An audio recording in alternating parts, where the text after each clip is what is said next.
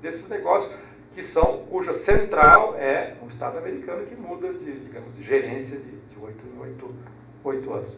Mas só para concluir, então, eu gostaria de, falando do público-privado, patrimonialismo, se isso é invenção ou não na universidade, dos neoliberais ou não, e alguém disse, não, sempre houve patrimonialismo no Brasil, de modo que dizer que a universidade privatizada é uma invenção neoliberal talvez seja uma demasia. Eu gostaria de dizer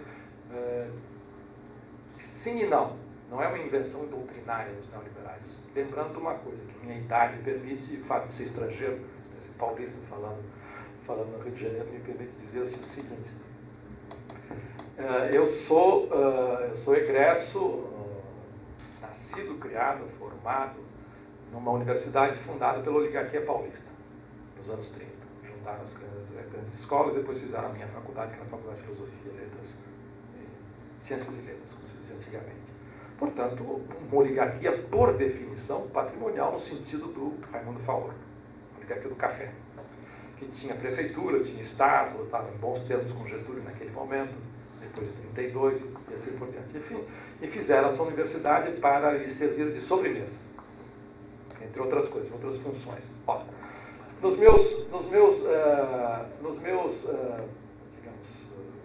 40 anos de universidade como estudante, professor e assim por diante, eu posso dizer seguramente que esta burguesia, esta oligarquia cafeira, porque controlava todas as pontas do negócio. O maior negócio de commodities no entreguerras era o café, e eles controlavam o principal. Eles conseguiram entrar no principal do negócio do café, que não era a produção, era a casa comissária, disputar com os ingleses.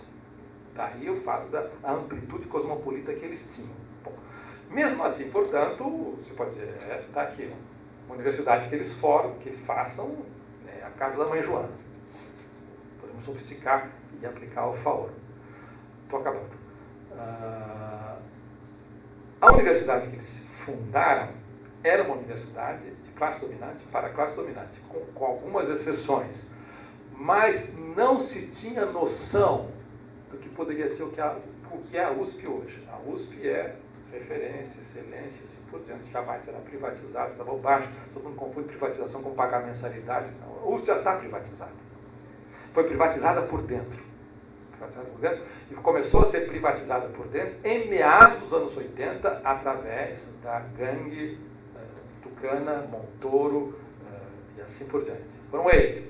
Foram a excelência uspiana, através de uma primeira reitoria, eu tenho que dar um nome, chama-se Goldenberg, que está lá, é secretário, foi ministro, esse cara não desaparece do cenário, uma figura nefasta. Está gravando ou pode deixar? Todo mundo pensa isso dele, todo mundo da oposição. Começou essa história, essa privatização interna da universidade com a anuência do corpo docente. E o corpo discente é a questão de adestramento como consumidor. Com raríssima exceção de veteranos do movimento estudantil ou gente que tem acesso, professores mais politizados, todos na USP, são 50 mil estudantes, se consideram consumidores. Ainda é um milagre, em qualquer irregularidade, um curso mal dado, eles vão a um conselho acadêmico qualquer e não ao PROCON. Daqui a pouco vão ao PROCON direto, porque são consumidores, só que eles não pagam, mas funciona assim. Na universidade antiga, mesmo nas grandes escolas, direito, engenharia, medicina, todo mundo tinha sua banca de advogados, seu consultório clínico, seu escritório de engenharia, e eram profissionais liberais. E era uma honra ter um professor da Universidade de São Paulo no seu cartão de visita, como médico, engenheiro e grande advogado. Mas não misturavam as coisas. Isso aí é uma burguesia.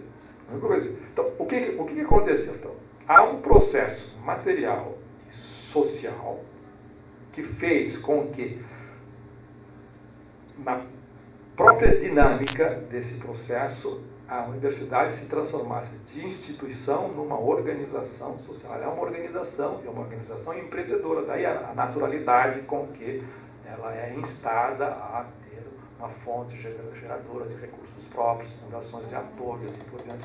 Cada professor e seu grupo de estudantes hoje é um empreendedor do seu próprio capital humano. Assim, por isso, por que jogar pedra nos outros? Assim como um deputado. Um mandato é uma empresa.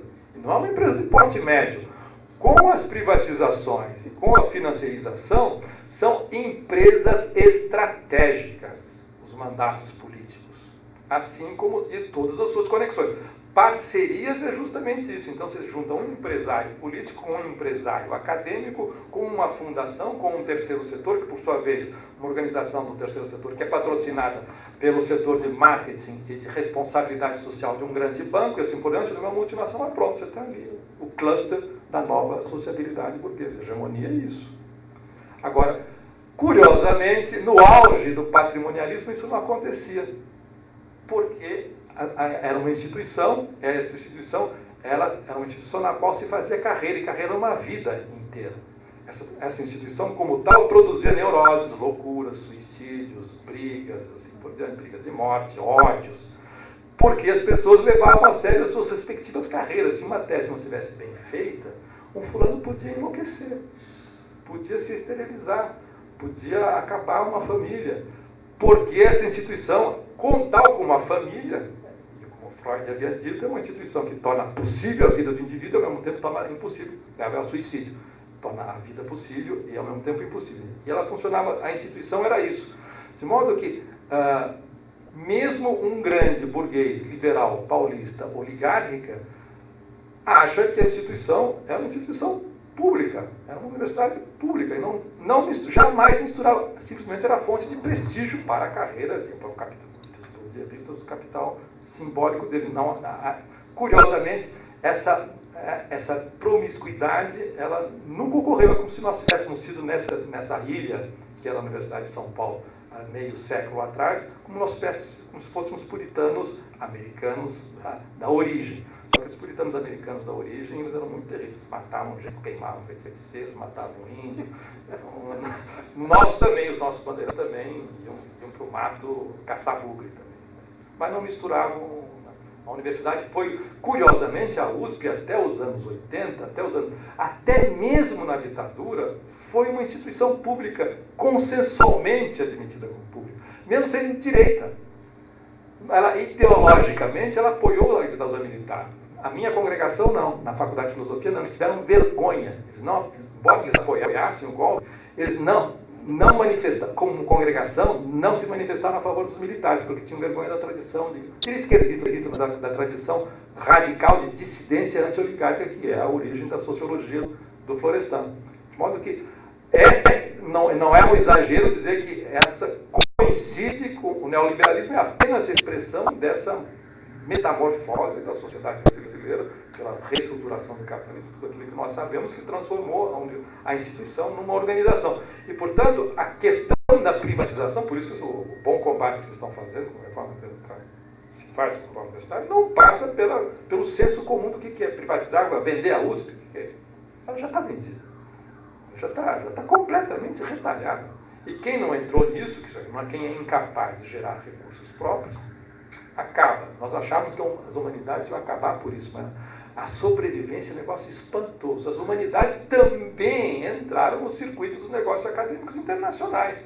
Então, em cada departamento, você vai lá, antropologia, sociologia, até filosofia, onde eu venho, tem uma parte na sombra, que é o pessoal desconectado. O outro que entrou no sistema de sobe e desce dos elevadores, estão nos circuitos internacionais, não diria dizendo abobrinha, porque todo mundo diz abobrinha no mundo inteiro. A nossa desprovincialização é que nós dizemos abobrinhas, tais como os americanos, ingleses, alemães, franceses, assim por diante, e ficamos em casa porque eles também estão dizendo. Então não tem uma esterilidade, uma nulidade total, pelo menos no ramo que eu conheço e acompanhei até alguns anos